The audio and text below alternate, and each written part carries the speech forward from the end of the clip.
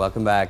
ہم کیسا لباس پہنتے ہیں, ہمارے یہاں کے زیورات کیسے پہنے جاتے ہیں اور کس دور میں کیا فیشنیبل سمجھا گیا ہے, یہ سب چیزیں ہماری پہچان کا حصہ ہیں. اگر افریقن امریکنز کو دیکھیں تو ان کے منفرد ہیئر سٹائلز تقریباً ہر دور میں ہی ان کے کلچر کا حصہ رہے ہیں. لیکن یہ ہیئر سٹائلز کیسے بنائے جاتے ہیں, یہ کس چیز کی علامت ہیں, اور ہماری رپورٹر سارہ زمان ایسے بال بنوا کر کیسی لگیں, یہ سب شامل ہے آج کے شو کی آخری رپورٹ میں.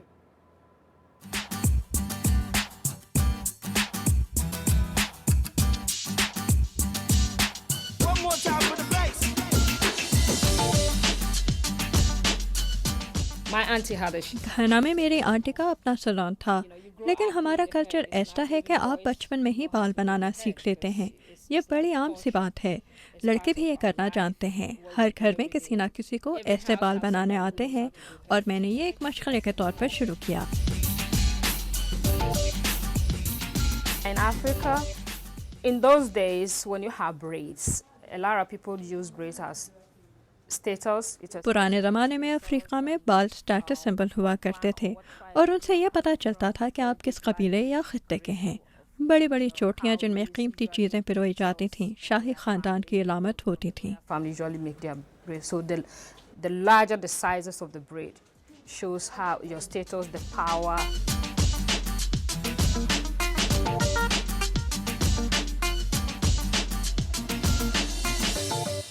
I think braids can be traced from the time of slavery till now, but during the civil rights movement, people want to be identified. میرے خیال میں امریکہ میں ایسے ہیئر سٹائل غلامی کے طور سے آج تک دیکھے جا سکتے ہیں. سول رائٹس موومنٹ کے دوران یہ ہیئر سٹائل اپنی شناخت بنوانے کا ایک طریقہ بن گئے تھے, لیکن بریڈز ہر دور میں ہی رہی ہیں. کبھی لوگ یہ سمجھتے تھے کہ بریڈ صرف غریب غربا ہی بناتے ہیں, لیکن آج آپ کو بڑے بڑے لوگ ایسے بالوں میں دکھائی دیتے ہیں. Anybody can wear braids. آج سیاستدان اور فنکار جیسے علیشا کیز, ٹی ونڈر, یہ سب لوگ بریڈز کے ساتھ نظر آتے ہیں, اور ان کی وجہ سے عام لوگ بھی اب یہ شوق سے بنواتے ہیں. And still look good, so it doesn't really matter. Yeah, it sets an example for other people, and To it still becomes wear a it. part of fashion, and people also become comfortable with it. Exactly. Celebrity doing it, so I can also do it.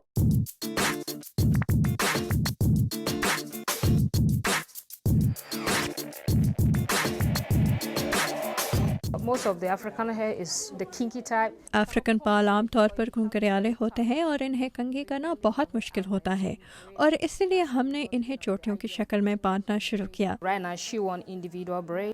اس وقت یہ علیحدہ علیحدہ breeds چاہتی ہیں, جس کے لیے ہم مصنوعی بال استعمال کرتے ہیں.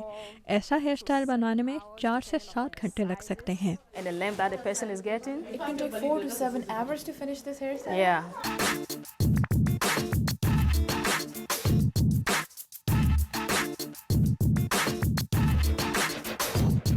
Braiding, we don't use chemicals. The basic things we use is the comb. Breeds بناتے ہوئے ہم صرف کنگھی اور کلپ استعمال کرتے ہیں, اور اگر بال بہت خشک ہو تو پیٹرولیم جیلی بھی. Taking care of your hair depends upon the individual. If your hair doesn't itch too much, maybe after a month you can. اگر آپ کے بالوں میں بہت کھجلی نہیں ہوتی تو آپ تقریباً 1 مہینے بعد انہیں دھو سکتے ہیں, لیکن ہر ہیئر سٹائل کے ساتھ تو آپ پانی استعمال نہیں کر سکتے. See this product ایسے ہیئر سٹائلز کے لیے ہم ڈرائی شیمپو استعمال کرتے ہیں. So you put it in your hair. and massage your scalp and then clean it with a damp towel and then your hair will look fresh. Breeding بہت متنازع بھی رہی ہے. اس کے حوالے سے کیسز کورٹ تک گئے ہیں, کیونکہ بعض جگہوں پر لوگوں کو اس ہیئر سٹائل کی وجہ سے ملازمت نہیں دی گئی. لیکن میرے خیال میں اگر یہ صحیح طرح سے بنائی گئی ہو تو کوئی مسئلہ نہیں. جیسے ملٹری میں لوگ اپنی جاب کی وجہ سے بہت لمبی یا بہت رنگدار بریڈز نہیں بنواتے, لیکن اگر آپ جاب پر نہیں اور کسی پارٹی میں جا رہے ہیں تو پھر بریڈز کے ساتھ جیسا دل چاہے ویسا کریں.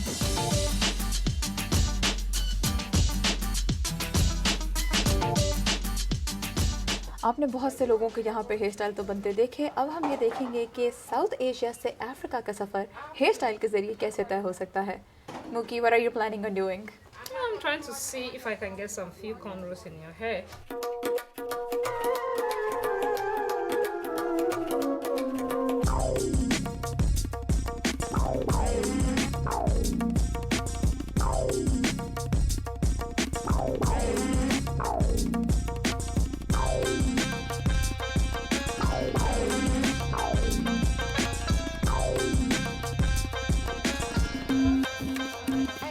دیکھ سکتے ہیں کہ یہ ہیئر اسٹائل کسی بھی پاکستانی ہیئر اسٹائل سے بالکل مختلف ہے، اور ہم نے یہ کوشش کی کہ ساؤتھ ایشیا سے افریقہ کا سفر ہیئر اسٹائل کے ذریعے طے کیا جائے. اب فیصلہ آپ کا ہے کہ کون سا ہیئر اسٹائل آپ کو زیادہ پسند ہے، ریگولر پاکستانی ہیئر اسٹائلز یا African. But it's an entirely different experience that I can definitely assure you. ایک بہت ہی مختلف تجربہ اور احساس ہے، اور میرے بال اس وقت مجھے بالکل ڈفرینٹ فیل ہو رہے ہیں.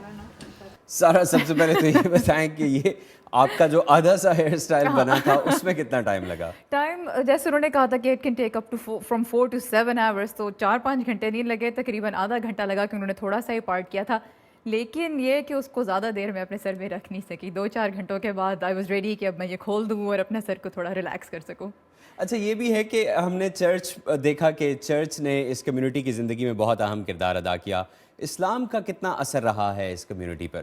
اسلام کی بات یہ ہے کہ جس طرح بہت شروع سے ہی اس کمیونٹی کا وہ حصہ رہا ہے، کیونکہ جب غلام بنا کر لوگوں کو یہاں مغربی افریقہ سے لایا گیا تھا تو اس میں بہت سے مسلم افراد بھی شامل تھے. لیکن یہاں پہ چونکہ غلاموں کا کلچر اور ان کے مذہب کو، ہر چیز کو بہت دبانے کی کوشش کی گئی، اس لیے اس کا اثر ہمیں کافی سالوں میں کچھ کم ہوتا نظر آیا. لیکن خاص طور پہ جو ایک بہت بڑا ایک ریوائول دیکھا گیا وہ 60s کی دہائی میں، جب شہری حقوق کی یہاں پہ انہوں نے مہم چلائی افریقن امریکنز نے، تو ایک دم سے جو اسلام میں جو نسلی برابری کا کانسیپٹ ہے وہ اس نے بہت سے لوگوں کو اپنی جانب متوجہ کیا. پھر کچھ معروف مسلمان جن کو آج بھی دنیا جانتی ہے، ایک تو میلکم ایکس جن کا نام بعد میں شہباز انہوں نے اپنا نام رکھ لیا، پھر کیشیس کلے جن کو آج ہم محمد علی کے نام سے جانتے ہیں، بہت بڑے باکسر.